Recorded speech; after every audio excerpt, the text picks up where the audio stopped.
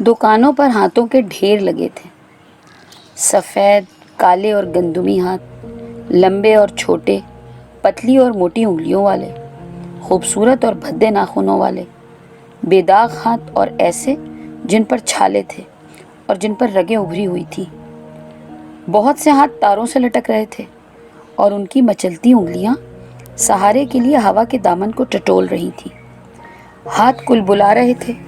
کبھی کوئی رینگتا ہوا ہاتھ دکان کے تختے سے نیچے اترنے کی کوشش کرتا تو فوراً دکاندار اسے چمٹے سے پکڑ کے سیاہ ٹوکری میں واپس ڈال دیتا۔ بہت سے خوبصورت ہاتھ مخملی ڈبوں میں سجے تھے۔ ایک کالا سا طاقتور ہاتھ کوہنی کے بل کھڑے ہو کے شوکیس کے چمکدار شیشے سے باہر جھانک رہا تھا۔ میں تو دم بخود کھڑا تھا، مگر میرے صحافی دوست نے، جو ایک بڑی زبردست اسٹوری کی تلاش میں یہاں آیا تھا، پوچھا، بڑا مضبوط ہاتھ معلوم ہوتا ہے۔ دکاندار ہنسا، کہنے لگا، مضبوط نہیں ہوگا جناب، آخر کالے دیو کا ہاتھ ہے۔ چاندی کے ایک بکس میں سفید چھلملاتی ہوئی ریشمی سطح پر ایک ایسا ہاتھ رکھا تھا جس کی انگلیوں سے کرنیں پھوٹ رہی تھیں۔ اس کے نیچے ایک تختی لگی تھی جس پر تحریر تھا، یہ بہت قیمتی ہاتھ ہے جو آپ کے پرابلم منٹوں میں حل کر سکتا ہے۔ یہ کس کا ہاتھ ہے؟ میں نے سوال کیا۔ دکاندار نے کہا، جناب یہ حاتم تائی کا ہاتھ ہے۔ ایک بڑے سے شوکیس میں بہت سے خانے تھے اور ہر خانے میں ایک ہاتھ سجا ہوا تھا۔ شوکیس کے اوپر ایک تختی آویزاں تھی جس پر لکھا تھا، یہ وہ ہاتھ ہیں جو پہاڑ کاٹ کے اس میں سے دودھ کی نہریں نکال سکتے ہیں۔ انہیں سمندر میں ڈبو دو گے تو کھارا پانی میٹھا ہو جائے گا۔ یہ ہاتھ مٹی چھوتے ہیں تو سونا بن جاتی ہے، اور یہ ایسے بے زبان ہاتھ ہیں جو صرف کام کرنا جانتے ہیں، احتجاج نہیں کرتے۔ صحافی نے حیران ہو کے کہا، حیرت انگیز، ناقابل یقین۔ میں نے کہا، اس میں یقین نہ کرنے کی کیا بات ہے؟ آخر تم اپنی آنکھوں سے دیکھ رہے ہو نا کہ لوگوں نے اپنے ہاتھ بیچ دیے ہیں، اور تم اچھی طرح جانتے ہو کہ میں بھی یہاں اسی غرض سے آیا ہوں۔ گھر میں پڑے پڑے ہاتھوں کو زنگ لگ گیا یار، اچھے دام لگے تو حرجی کیا؟ صحافی نے مجھے نفرت سے دیکھا اور بولا، مجھے نہیں معلوم تھا کہ تم بھی ان لوگوں میں سے ہو جو ہاتھوں کو بھٹوں کی طرح زرعی پیداوار کا حصہ سمجھتے ہیں۔ افسوس، میں نے اس کی بات سنی انسنی کر دی۔ اسے گھسیٹ کر ہاتھوں کی سب سے بڑی اور روشن دکان میں لے گیا۔ اندر بہت ہجوم تھا۔ بے شمار کاؤنٹر تھے جن پر عورتیں اور مرد قطاروں میں کھڑے تھے۔ ہر کاؤنٹر پر ایک تختی لگی تھی، کسی پر لکھا تھا، یہاں ہاتھ بھنائے جاتے ہیں۔ ایک جگہ تحریر تھا، وصولی سے قبل ہاتھوں کا معائنہ، اور ایک کاؤنٹر پر لکھا تھا، برآمدات۔ دیواروں پر بھی رنگا رنگ تختیاں لکھی تھیں جن پر مختلف فقرے اور عبارتیں لکھی ہوئی تھیں۔ ایک جگہ لکھا تھا، خوشحالی آپ کے ہاتھ میں ہے، اپنے ہاتھ برآمد کیجیے اور زر مبادلہ کمائیے۔ ایک دیوار پر قد آدم پوسٹر لگا تھا جس پر تحریر تھا، اگر آپ بے روزگار ہیں یا آپ کی آمدنی قلیل ہے اور اخراجات زیادہ ہیں تو اس میں گھبرانے کی ضرورت نہیں، ہمارے پاس آپ کے مسائل کا فوری حل موجود ہے۔ بس اپنے ہاتھ ہمارے حوالے کیجیے اور چین و سکون سے زندگی گزاریے۔ جلد ہی ہمارا جہاز ہاتھوں کی ایک بڑی کھیپ لے کر بیرون سفر پر روانہ ہونے والا ہے۔ کیا ہی عجب ہے کہ خوشحالی کے بر اعظم کی دریافت کرنے کی اس مہم کے دوران آپ کا ہاتھ بھی ہمارا شریک سفر ہو۔ یاد رکھیے، ہاتھوں سے بڑی کوئی نعمت نہیں، انہیں ہمارے ذریعے برآمد کیجیے اور گھر بیٹھے دولت کمائیے۔ صحافی نے کہا، آج مجھے اپنی زندگی کی نہایت فینٹاسٹک اسٹوری ملی ہے، دیکھنا میں اس کے ذریعے صحافتی دنیا میں تہلکہ مچا دوں گا۔ میں نے کہا، تم تہلکہ مچاؤ، مگر میں تو اپنا ہاتھ بیچنے آیا ہوں، اور وہ تو میں بیچ کر ہی رہوں گا۔ غضب خدا کا، محلے میں جتنے گھر ہیں ان کی دیواروں پر خوشحالی کی بیل اتنی تیزی سے چڑھی ہے کہ میرے گھر کے آنگن میں مفلسی کی دھوپ ٹھٹک کے ایک جگہ ٹھہر گئی، اور میری بیوی ہر وقت یہی کہتی ہے کہ قصور تو میرا ہی ہے، کیونکہ میں اپنے ہاتھوں کو بس اپنی گود میں لوریاں دے دے کر سلاتا رہا ہوں۔ وہ کہتی ہے، انہیں فوراً رخصت کرو، جیسے محلے کے اور عقل مند لوگوں نے کیا۔ کیا کیا اچھی اچھی چیزیں ان کے گھروں میں ہیں۔ صحافی نے سر کو جھٹکا، افسوس، इतने में एक बूढ़ी औरत हुजूम से निकली और अपने आगे के लोगों को धकेलती हुई कतार में सबसे आगे पहुंच गई। मैं अपने बेटों के हाथ लाई हूँ, बुढ़िया ने चीख के काउंटर पर बैठे हुए शख्स से कहा। खरीदोगे? जरूर, आदमी बोला। हमें दो और खुशहाली का परवाना साथ ले जाओ। जितनी रकम चाहिए हर महीने मिलेगी। सहाफी बेताबी से आगे बढ़ा। माँ जी, जरा सुनिए, आप इन कीमती हाथों को क्यों बेचना चाहती हैं? कितने काम के हैं ये हाथ, इनसे तो आप हर काम ले सकती हैं। ये आपके आंगन में पौधे लगाने के काम आएंगे। ये तो इतने ताकतवर हैं कि ज़मीन की तारीक तरीन गहराइयों से सुनहरे अनाज की हर किरण चुन सकते हैं। बुढ़िया ने कहा, मेरे बहुत से बेटे हैं, मैं उन हाथों को बेचकर इनका पेट भरूंगी। वो भी छोटे हैं, उन्हें बड़ा होना है। और अचानक हॉल में जोर की हलचल मची। लोगों की मौजें एक दूसरे से टकराईं और बहुत से अफराद हुजूम के थपेड़े खा के कतार से बाहर आ गए। नीले सूट में मलबूस सुनहरी ऐनक वाला एक शख्स, जिसके हाथ में एक ब्रीफ केस था, सिसक कर बोला, भाई मेरा नंबर ना छीनो, मुझे आगे जाने दो। साफी तिलमिला ही तो उठा। इसने लपक कर उसे पकड़ लिया। क्या बात है, आप इस कदर बेताब क्यों हैं अपना हाथ बेचने के लिए? शक्ल से तो आप बेरोजगार भी नहीं लगते। नीले सूट वाला बोला, बेरोजगार नहीं हूँ, कर्जदार हूँ। मेरे भाई एक बच्ची की शादी है, एक मकान बनवाया है, एक कार खरीदी है। खुद ही पता हो, जब इतनी जिम्मेदारियां सर पर हों तो आदमी क्या करेगा। वो हाथ छुड़ा के चोट खाए सांप की तरह तिलमिलाती कतार में घुस गया। फिर एक साहिबा दाखिल हुई जो लाल साड़ी में जगमग जगमग कर रही थी। उनके बगल में सुनहरी जंजीर वाला पर्स लटक रहा था। पर्स आधा खुला हुआ था, जिसमें से एक हाथ बाहर झांक रहा था।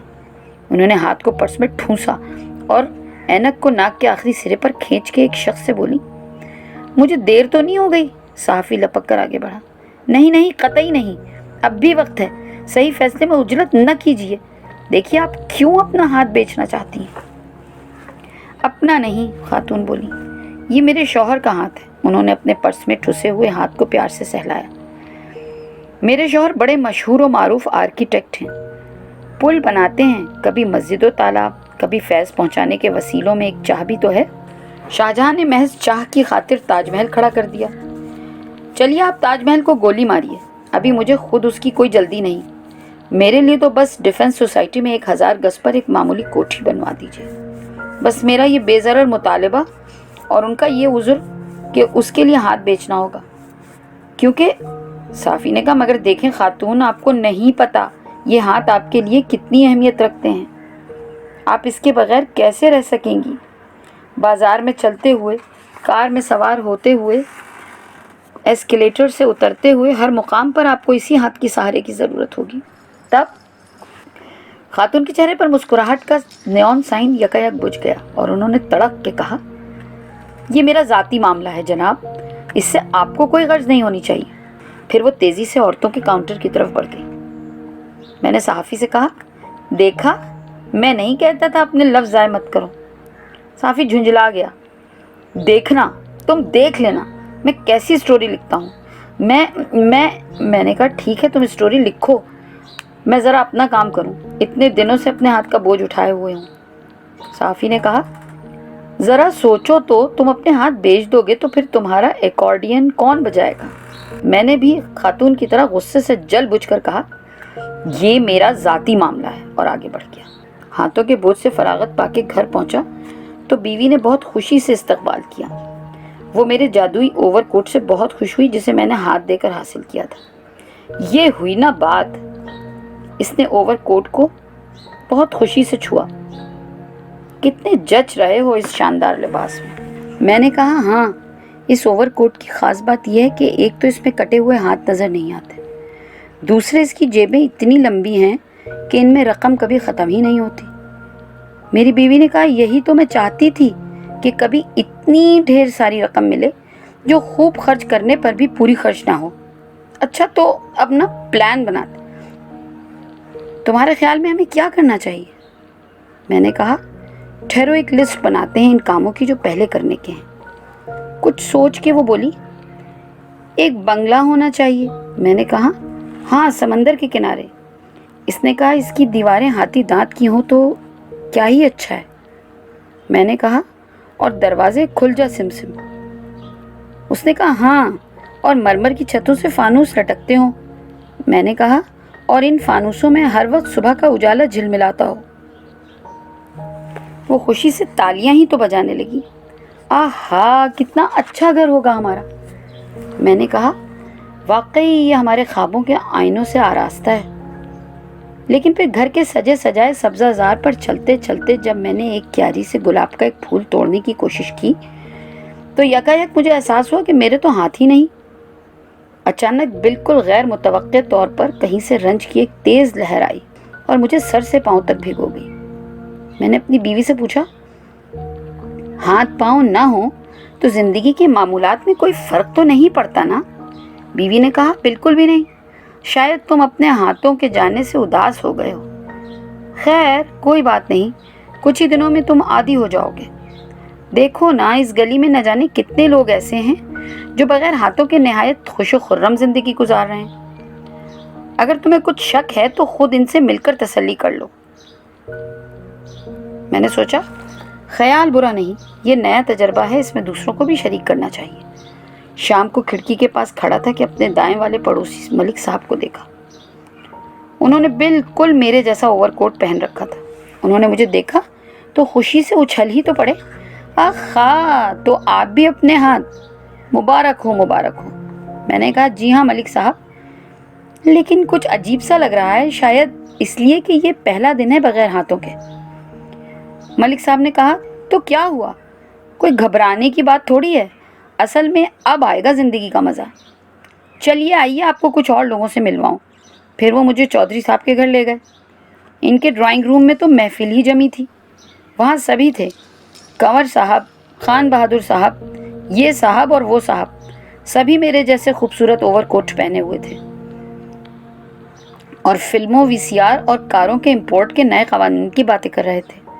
ملک صاحب نے سب کو مخاطب کر کے کہا، بھائی یہ ہمارے دوست پریشان ہیں کہ بغیر ہاتھوں کے کیسے رہیں گے، ذرا انہیں سمجھائیے۔ کنور صاحب کے ہونٹوں پر بیٹھی ہوئی ابابیل تیر کی طرح میری طرف آئی۔ ہاتھوں کو بھول جائیے اور جینا شروع کیجیے۔ خان بہادر صاحب نے ان کی تائید میں سر ہلایا اور مجھ سے مخاطب ہوئے، لوگ ہاتھوں کو اسی لیے تو پالتے پوستے ہیں کہ وہ بڑے ہو کر آپ کو پالیں۔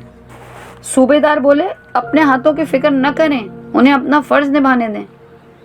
چودھری صاحب کے گھر مطمئن لوگوں کی صحبت میں کچھ وقت گزارنے کے بعد جب میں اپنے گھر واپس پہنچا تو ذہن سے ہاتھوں کا خیال یکسر مٹ چکا تھا۔ پھر یہ اسی رات کا واقعہ ہے کہ میں سو رہا تھا، ایسا لگا کہ جیسے کسی نے کھڑکی کے شیشے پر دستک دی ہو۔ ہر طرف اندھیرا تھا اور شیشوں سے مدھم چاندنی اندر جھانک رہی تھی۔ میں نے باہر دیکھا مگر کچھ نظر نہ آیا۔ میں نے آنکھیں بند کر لی۔ اسی لمحے پھر کسی نے کھڑکی کے شیشے کو کھٹکھٹایا۔ اب کی بار کھڑکی کھل گئی۔ کھڑکی کھلتے ہی میں نے دیکھا کہ دو ہاتھ انگلیوں کے بل چلتے ہوئے اندر آ گئے۔ میں نے آنکھیں مسل کے انہیں دیکھا۔ یقیناً یہ تو میرے ہاتھ ہیں۔ دونوں ہاتھ اچھل کر میرے بستر پر آ گئے اور دیر تک میرے سینے پر کھیلتے رہے۔ اس کے بعد وہ اس میز پر چڑھ گئے جہاں میرا قلم دان رکھا تھا۔ ایک ہاتھ نے قلم اٹھا لیا اور کاغذ پر لکیریں کھینچنے لگا۔ میں نے اٹھ کے دیکھا، کاغذ پر لکھا تھا، تمہاری طاقت تمہارے ہاتھوں میں ہے۔ میں نے انہیں اپنی گود میں اٹھانا چاہا مگر وہ مجھے چکما دے کر نکل گئے اور پھر کھڑکی سے باہر کود گئے۔ میں نے صبح اپنی بیوی کو یہ واقعہ سنایا تو وہ بہت ہنسی۔ یقیناً یہ تمہارا خواب ہوگا، لگتا ہے کہ تم اپنے ہاتھوں کے بچھڑنے کا بہت ہی اثر لے رہے ہو۔ تھوڑی دیر میں چودھری صاحب کے گھر چلا گیا۔ چودھری صاحب، کیا آپ کو اپنے ہاتھ نظر آتے ہیں؟ چودھری صاحب نے کہا، یار کیسی باتیں کرتے ہو، وہ بھلا یہاں کہاں؟ میں نے یہی سوال کنور صاحب سے کیا تو وہ ہنس دیے اور طنز سے بولے، بھائی آپ کے ہاتھ اور ہیں، ہمارے ہاتھ اور۔ وہ بیچارے تو تھکے ماندے کہیں سو رہے ہوں گے، انہیں یہ سیر سپاٹا کہاں نصیب۔ دوسری رات پھر وہی ہوا۔ میں نے دوبارہ اپنے ہاتھوں کو باغیچے کی کھلی کھڑکی سے کمرے میں آتے دیکھا۔ میں کنکھیوں سے دیکھتا رہا۔ پہلے تو دونوں ہاتھوں نے میرے بستر کے گرد ایک چکر لگایا، اس کے بعد فرش پر ایک دوسرے کے ساتھ کھیلنے لگے۔ پھر وہ میز پر چڑھ گئے۔ وہاں ایک طرف میرے دستانے رکھے تھے، وہ ان میں گھس گئے اور دیر تک دستانوں سمیت میز پر ناچتے رہے۔ ایک طرف میرا ایکارڈین رکھا تھا، یکایک وہ اس پر لپکے اور میں نے دیکھا کہ دونوں نے ایکارڈین بجانا شروع کر دیا۔ اصل میں ایکارڈین انہیں ہمیشہ سے پسند تھا۔ دونوں ہاتھوں نے مل کر ایکارڈین پر اتنی غمناک دھنیں بجائیں کہ نہ جانے کب میری آنکھوں نے رونا شروع کر دیا، یہاں تک کہ میری ہچکیاں بند گئیں اور میری بیوی سوتے سے اٹھ بیٹھی۔ اس نے جو مجھے یوں بلک بلک کر روتے دیکھا تو حیران رہ گئی۔ کیا ہوا؟ اس نے پوچھا۔ میں نے کہا، میرے ہاتھ، تم نے سنا نہیں وہ ابھی ایکارڈین بجا رہے تھے۔ اس نے ادھر ادھر دیکھا اور کہا، اب تو وہ کہیں نہیں، شاید تم نے پھر کوئی خواب دیکھ لیا۔ میں نے چیخ کر کہا، میں خواب کی نہیں، حقیقت کی بات کر رہا ہوں۔ دونوں ہاتھ بار بار میرے پاس آتے ہیں، انہیں اس گھر کی ہر چیز اپنی طرف کھینچتی ہے۔ بیچارے ہاتھ، وہ کتنے مظلوم ہیں۔ افسوس وہ واپس آنا چاہتے ہیں مگر آ نہیں سکتے۔ صبح ہوتے ہی میں ہت منڈی پہنچا۔ میں نے جس دکان پر اپنے ہاتھ بیچے تھے وہ ابھی کھلی ہوئی تھی اور دکان والے شوکیس میں سجے ہوئے ہاتھوں کو جاڑ پونچھ کر رہے تھے۔ میں نے لپک کے ادھر ادھر اپنے ہاتھوں کو تلاش کیا مگر وہ کہیں نظر نہ آئے۔ میں نے مینیجر سے کہا، جناب میں اپنے ہاتھ واپس لینا چاہتا ہوں، جتنے پیسے آپ نے دیے ہیں نا وہ واپس لے لیں، اور خوشحالی کا اوور کوٹ بھی۔ مینیجر نے مجھے حیرت سے دیکھا اور کہا، آپ اپنے ہاتھ کیوں واپس لینا چاہتے ہیں؟ آپ کو پتہ نہیں ہے وہ کتنے کام آ رہے ہیں؟